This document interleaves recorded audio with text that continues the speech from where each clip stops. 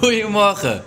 Wij gaan bij Permanent Future Lab Seeds to Meet pop-up, locatie Hoog Catharijnen. een 3D printer in elkaar zetten. De Mamba 3D vandaag.